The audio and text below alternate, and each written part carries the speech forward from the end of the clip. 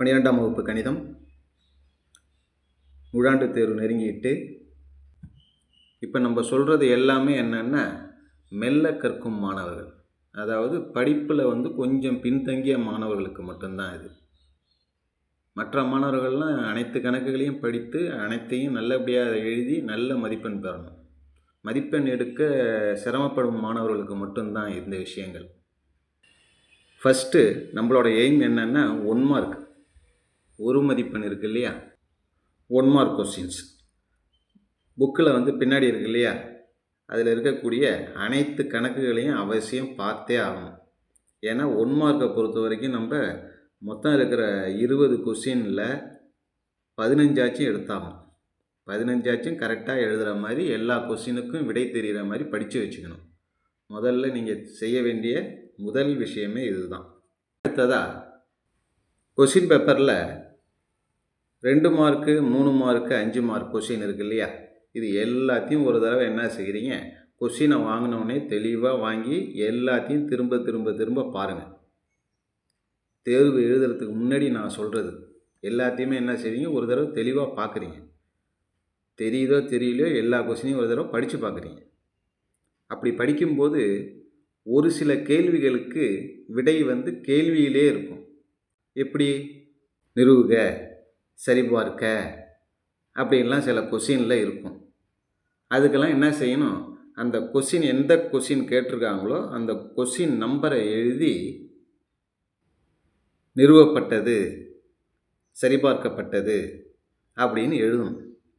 எந்த கொஸ்டினாக இருந்தாலும் சரி, 2 மார்க்கு 3 மார்க்கு 5 மார்க் எதுவாக இருந்தாலும் சரி, கொஸ்டின் நம்பரை போட்டு நிறுவ சொன்னாங்கன்னா நிறுவப்பட்டது, சரிபார்க்க சொன்னாங்கன்னா சரிபார்க்கப்பட்டது அப்படின்னு எழுதுனா அது 2 மார்க்காக இருந்தாலும் சரி, 3 மார்க்காக இருந்தாலும் சரி, 5 மார்க்காக இருந்தாலும் சரி, நிச்சயமாக 1 மார்க் உண்டு.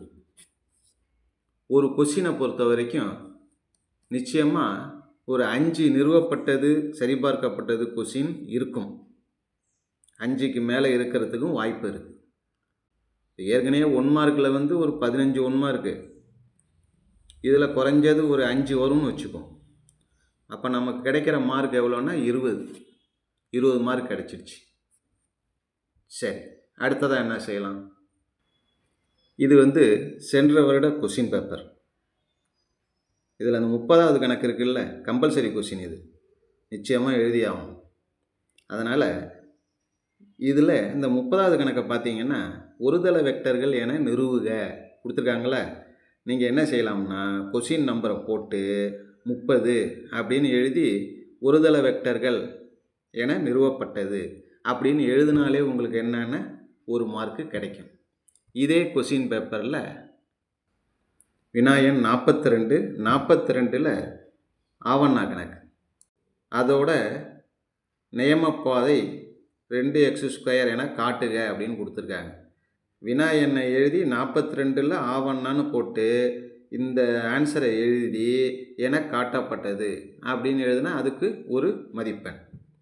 இதே கொஸ்டினில் அடுத்ததாக 43 ஆவண்ணம் வெக்டர் முறையில் sin ஆல்ஃபா மைனஸ் பீட்டா என நிறுவுக. இந்த கணக்கு எல்லாருக்கும் விடை தெரியும், இருந்தாலும் நிறுவுகன்னு கொடுத்துருக்காங்க இல்லையா, அதனால் 43 ஆவண்ணான்னு போட்டு இதை திருப்பி எழுதி என நிறுவப்பட்டது அப்படின்னு எழுதுனா அதுக்கு ஒரு மதிப்பெண். 47 ஆனா மெய்மை அட்டவணை இருக்கு இல்லையா, அதை வச்சு என காட்டுகன்னு சொல்லியிருக்காங்க. நமக்கு இதுக்கான விடை தெளிவாக தெரியும். அட்டவணையை போட்டு ஆன்சரை எழுதிடுவோம். இருந்தாலும் நேரம் இல்லாமல் இதை போட முடியலங்கிற பட்சத்தில் நம்ம என்ன செய்யலாம்னா 47ன்னு நம்பரை எழுதி ஆனால் அப்படின்னு போட்டு விடை எழுதுகிற இடத்துல அந்த கொஸ்டினை அப்படியே எடுத்து எழுதி என காட்டப்பட்டது அப்படின்னு எழுதினோம்னா அதுக்கு நமக்கு ஒரு மார்க் கிடைக்கும். இதே போல் எங்கெங்கெல்லாம் நிறுவ சொல்லியிருக்காங்களோ அங்கெல்லாம் அந்த கொஸ்டின் நம்பரை போட்டு நிறுவப்பட்டது, சரிபார்க்கப்பட்டது என நிரூபிக்கப்பட்டது அப்படிங்கிறதெல்லாம் எழுதினோம்னா கொஸ்டினில் என்ன வார்த்தை கொடுத்துறாங்களோ அதே வார்த்தையை திருப்பி எழுதணும். காட்டுகன்னு சொல்லியிருப்பாங்க, காட்டப்பட்டது, நிறுவுக அப்படின்னு சொல்லியிருப்பாங்க, நிறுவப்பட்டது, இந்த மாதிரி எழுதினாலே போதும். குறைஞ்சது இதே மாதிரி ஒரு 5 கொஸ்டின் நிச்சயமாக இருக்கும். 5 மார்க் எடுக்கிறது அப்படிங்கிறது உறுதியான ஒரு விஷயம்தான்.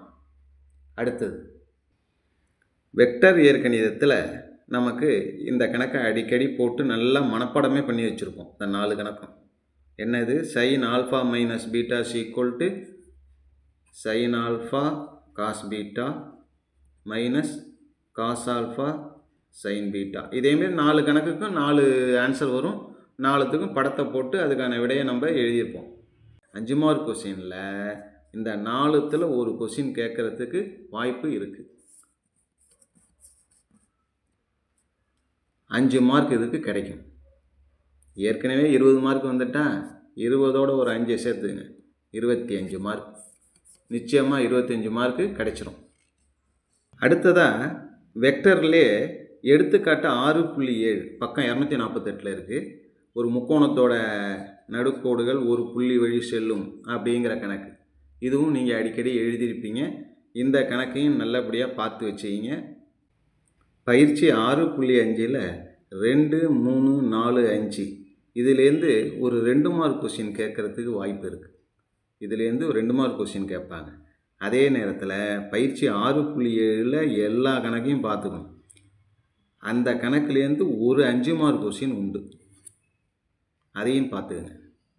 ஏற்கனவே 25 மார்க்கு ப்ளஸ் 5 30, 30ஓட ஒரு 2 32 மார்க் வந்துடுச்சு. இது வரைக்கும் நமக்கு கிடைச்சிருக்க மதிப்பெண்கள் 32. அடுத்ததாக கடைசியாக சாப்டர் 12 இருக்குல்ல, 12வது சாப்டர் ட்ரூத் டேபிள். அந்த டேபிள் சம்மில் எப்படியும் ஒரு கணக்கு 5 மார்க்கில் கேட்பாங்க. 5 மார்க்கில் ஒன்று அல்லது 3 மார்க்கில் ஒன்று. எதில் கேட்டாலும் சரி, 5 மார்க்காக இருந்தாலும் சரி, 3 மார்க்காக இருந்தாலும் சரி, இதோடு சேர்த்துட்டோம்னா 35 மதிப்பெண் மிக எளிதாக நமக்கு கிடைச்சிரும். இதோடு சேர்த்து நம்ம ஒரு ப்ளஸ் ஒரு இன்டர்னல் ஒரு 10 மார்க் வருது இல்லை, அப்போ நமக்கு வரக்கூடிய மதிப்பெண் எவ்வளோன்னா 45 மதிப்பெண். ஆக எளிதாக நம்ம எந்தவித சிரமமும் இல்லாமலேயே இந்த 45 மதிப்பெண்ணை வாங்கிடலாம். அடுத்த வீடியோவில் மறுபடியும் ஒரு சில முக்கியமான வினாக்களோடு உங்களை சந்திக்கிறேன். வணக்கம்.